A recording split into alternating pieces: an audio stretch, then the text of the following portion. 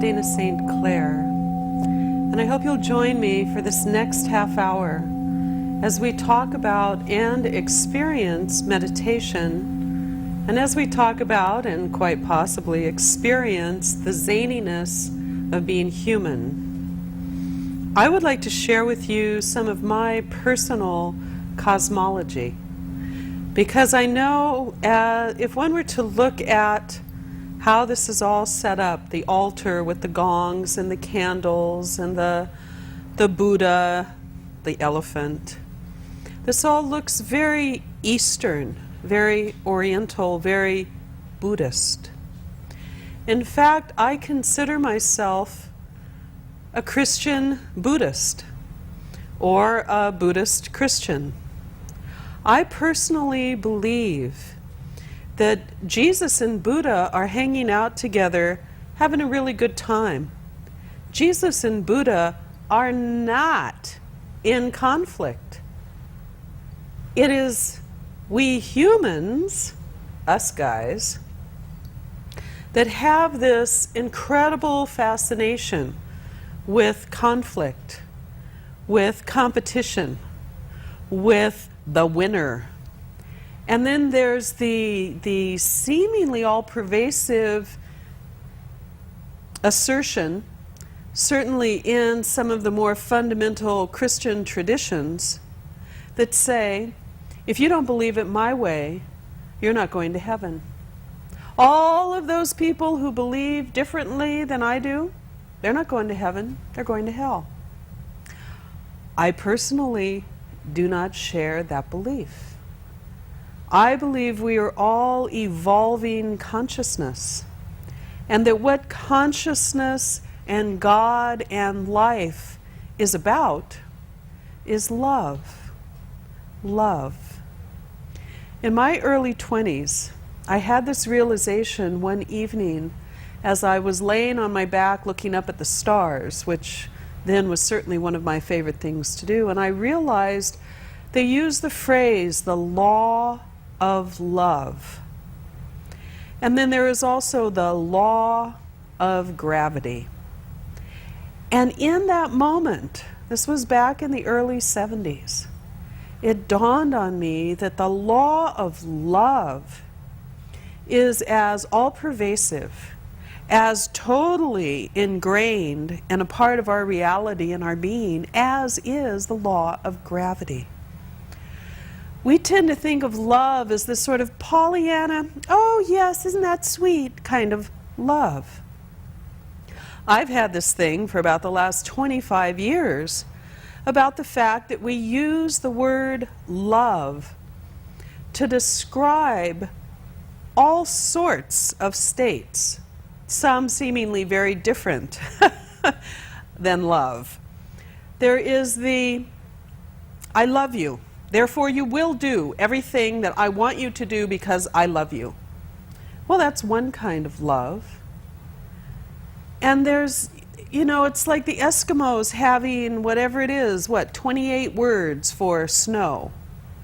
Well, we need to have at least 28 words to describe all of the different strata, states, experiences that are love. In my early 20s, I was blessed to experience an incredible teaching. And it was a very intensive and extensive training that I feel in this life truly set my feet upon my path. And I remember then at 21, 22 thinking, my goodness, if I am receiving training of this caliber at such a young age, what is the rest of this life going to be like? Well, I've got to tell you, it's been a way good time. And that isn't because my life has been so totally perfect. It has certainly had its ups and downs. It has certainly had its raw moments. But for the most part, I have truly enjoyed myself. One of the things that I have enjoyed the very most is my relationship with my children and being a parent. And if that is what you are doing, if you are raising children, whether they are your biological children, your stepchildren, your adopted children, it is the most important thing you could possibly be doing with your life, because you are so completely affecting another human being and the way their life will then play out.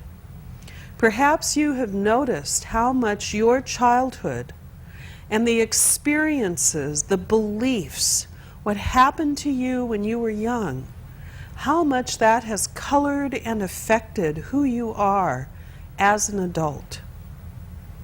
And so every child that you come into contact with, you as an adult have that much influence. Now, if perhaps you are watching this show and you're in your teens or your early 20s and you haven't had children yet, hear this. Unless you have gone through a major change in your own consciousness, you will parent exactly the way you were parented. Now, that's a scary thought, and yet at the same time, it is not impossible to change the way that you would interact with the children in your life. I feel particularly blessed because as a child growing up, every now and then, it was pretty random, but every now and then a voice in my head would say, remember what this feels like. Remember what this feels like. And then as I moved on into my teens, like particularly when I was around 16 and a little older, the voice got just a little more specific. It said, remember what this feels like, because you are going to be on the other side of it. Okay. So I paid attention. I paid attention to what it felt like as the child, interacting with the adult, interacting with life. And I raised my children, I have a son and a daughter, I raised them remembering what it felt like. The thing that's so fascinating to me, you would think that parents of teenagers had never been teenagers themselves. With the judgment and the criticism that is often placed upon teenagers, teenagers are treated as persons of suspect. And it's as if, I don't know, what, do the adults feel so bad about who they were as teenagers and the choices they made and what they did, that they absolutely do not want their children to have an opportunity to live a life and make those same choices, decisions, whatever. I don't know. I don't know. But my children now are 18 and 21.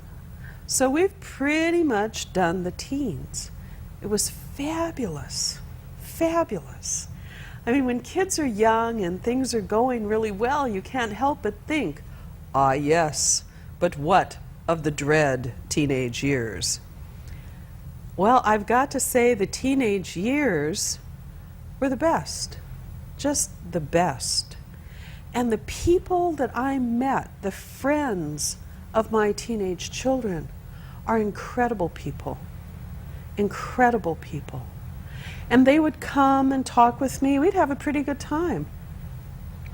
One particular young woman, her parents expected her to cause trouble, expected her to be unreliable, undependable, a problem. Well, after a while, okay, you know, if that's what you want, that's who I can be. Truly, when you are raising children, what you see is what you get. And if you see a child who is a problem, who is draining your energy and ripping you off and just being a real pain, voila, that's what you get. But if you see in your child, in any child, another human being, a human being that has their own expectations and joys and frustrations, see, that's something we don't usually let our children express their frustrations. We don't let our children be angry. Well, what did that teach you when you weren't allowed to be angry? You really need to look at yourself. You really need to look at yourself and look at your life as a reflection of who you are. Another part of my cosmology, obviously, is the gongs. And to be perfectly honest, I have been teaching meditation. I have been a purveyor of meditation. That phrase came to me one time, and I had to look up the word purveyor in the dictionary. Well, good, purveyor, yeah. One who provides goods and services. You know, it makes me think of the guy on a wagon train, you know, who was the purveyor of the goods. Well, I am a purveyor of meditation. And I have taught meditation to groups and individuals for years, since the early 70s. And it was in the early 80s that a voice in my head began saying, "You need a gong." I didn't even know that bowl gongs existed. I only knew about plate gongs. And all I could think of were old Charlie Chan movies. I mean, you need a gong. Well, one day, I was reading a New Age Journal magazine, and there was an advertisement that said, Buddhist meditation supplies, pillows, incense, gongs. And it turned out that a day or two later, our family was going to drive right by. We lived in Oregon at the time. We were going to Southern California. The place that I was reading about was near Mount Shasta. It was the Shasta Zen Abbey. We were going to drive right by it. So as we drove by, we stopped. And that's when I got my first gong. And I took it back and began working with it in the meditation groups. This is not an intellectual thing we're talking about here. I just began sounding the gong.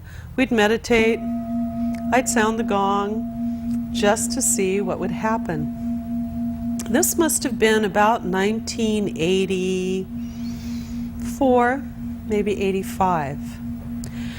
And I have since, this is not even half of the family. I have quite a few gongs now, and I enjoy them tremendously, and I particularly enjoy sharing them. Because the gong tones can cut right through. The gong tones are not about intellectualization.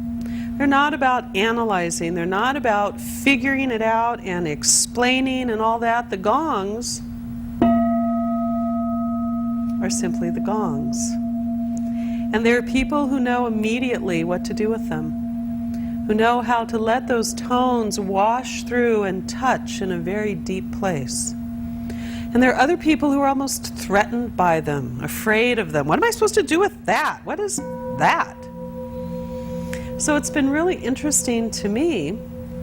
The gongs are just the gongs. The way people react to them tell me about the people, not the gongs. And this is true in your own life as well. You know, when somebody's telling you, oh, and the problem with you, you know, you're really, whatever. In fact, they are telling you more about them than they are telling you about you. Watch, experiment. Very interesting. I would like to share a meditation with you now. You're welcome to either close your eyes or to keep your eyes open. We've created some lovely visuals to share with you during the meditation. It is your choice. You will find that you will have a different sort of meditation with your eyes closed than with your eyes open. I'm not saying better or worse, different. So it's your choice. But as we go into meditation, I will close my eyes. You're invited to do the same. The important thing is to relax.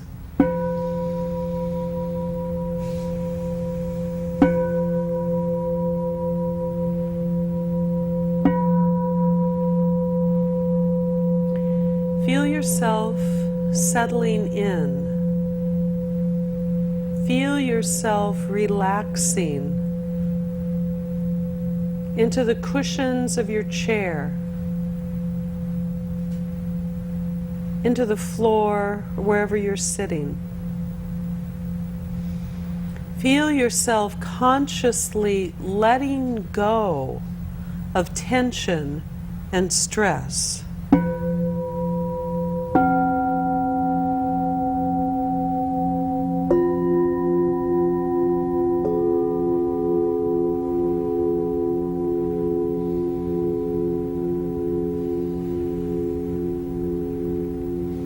Pay attention for a few moments to the chatter in your mind, the overthink, the commentator, the narrator. And without judgment, observe your thoughts. Simply be aware of what you are thinking.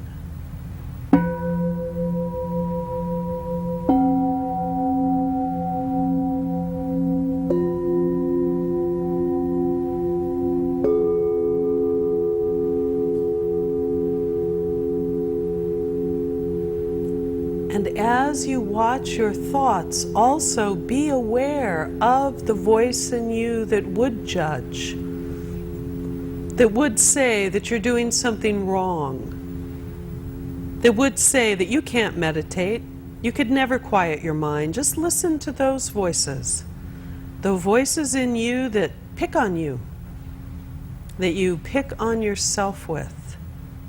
As the next few moments, as I sound the gong, simply be aware of your thoughts.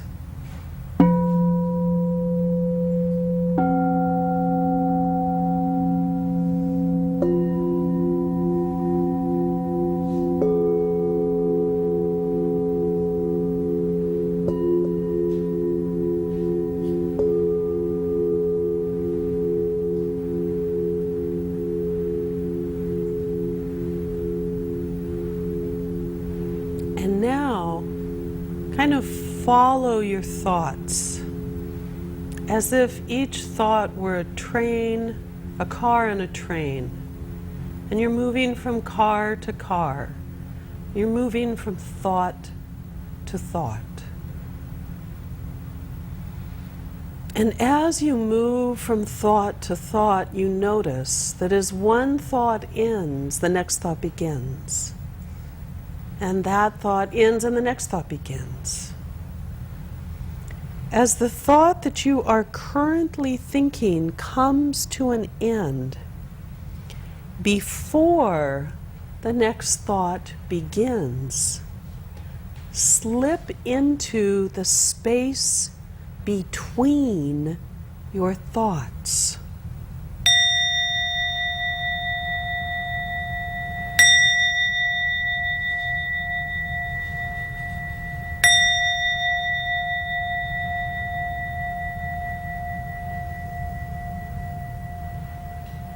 And as you slip into that space between your thoughts, feel your consciousness lifting.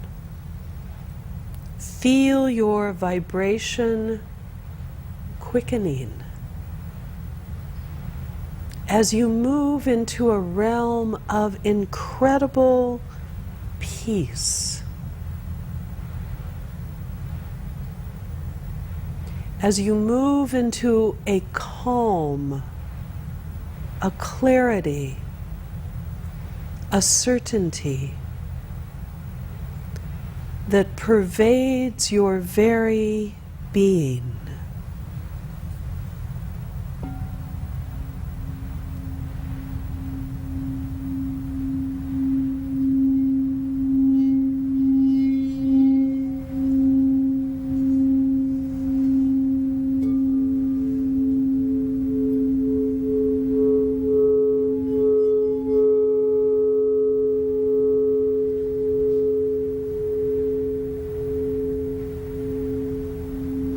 And by your choice, choose to go deeper and deeper into that calm. Choose to open your heart. choose to open your mind to that clarity, to that certainty. Give yourself this experience of calm, of clarity, of certainty.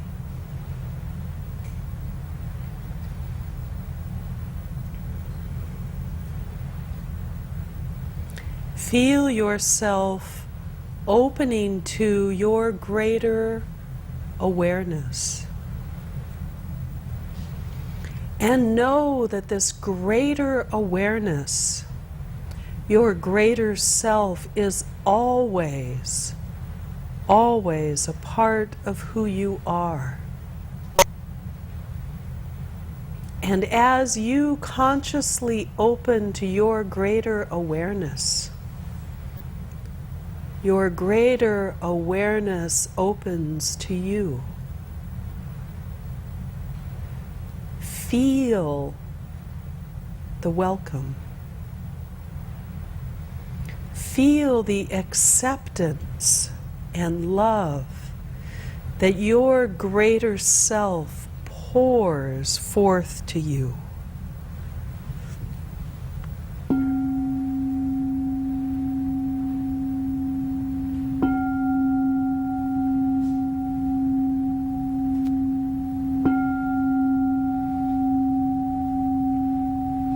Imagine your greater self coming up behind you and wrapping you in a cloak of warm, soothing, golden light.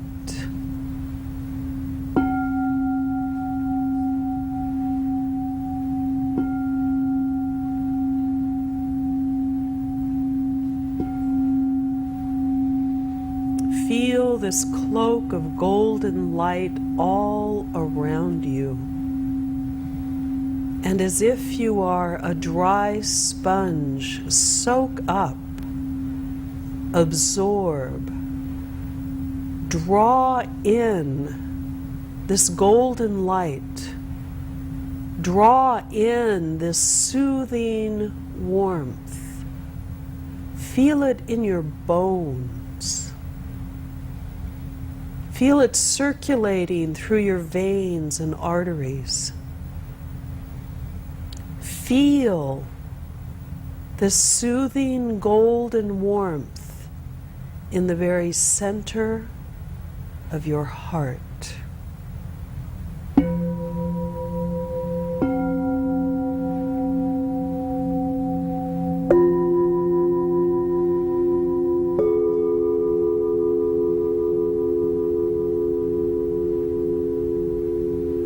Let yourself have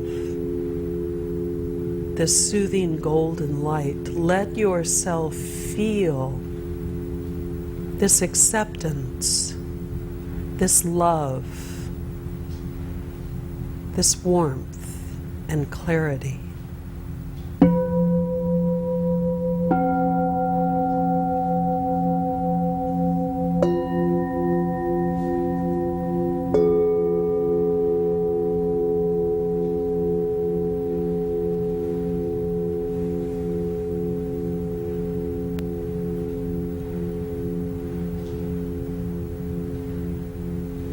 I am going to sound the Om aloud 3 times. As I do so, allow this sacred tone, this ancient sacred tone, to move through you, to deepen and ground into the very core of your being, this golden light, this sense of love, this knowing, this clarity, this calm.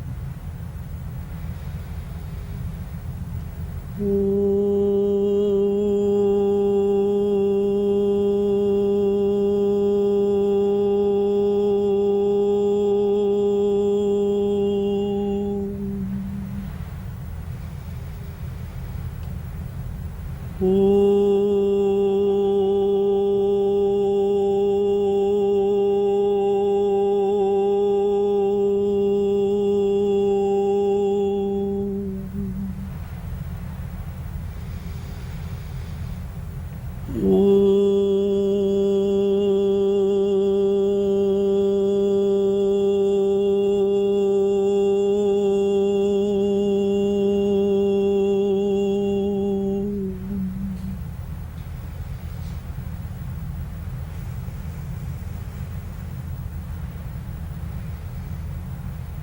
will sound the gong 3 times, drawing the meditation to a close.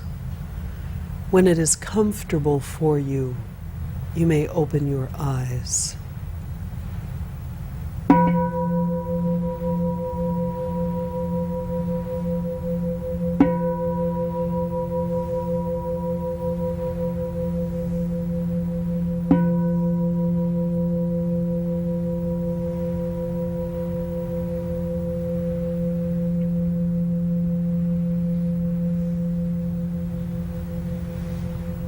Here's an interesting thing to think about. Before Columbus sailed the ocean blue, everyone believed that the earth was flat. It was flat. If you went too far, whoo, off the edge. In fact, all the time that everyone believed that the earth was flat, it was round. It was always round. Round was nothing new. It was round. We believed one thing, another thing was the reality. This is true also with your relationship with your spiritual self, with your divine presence, with the truth of your being. You can believe anything about yourself. You can believe that God doesn't love you. You can believe that you are unworthy, poor, pitiful. But in fact, the earth is round. In fact, the spiritual truth of your being is with you always, accessible always. Allow yourself to open to that possibility, to open to that truth. And every morning when you wake up, express your appreciation for the many blessings in your life. Express that appreciation to the blessings in your life. Tell your children how glad you are to share life with them. Appreciate your life. Say thank you. Say thank you for the small favors, the small considerations. Appreciate those blessed details. Say thank you to the people who help you throughout your day. And be a helpful person that other people are thankful for. I thank you for joining me today. Namaste. The God within me pays homage to the God within you.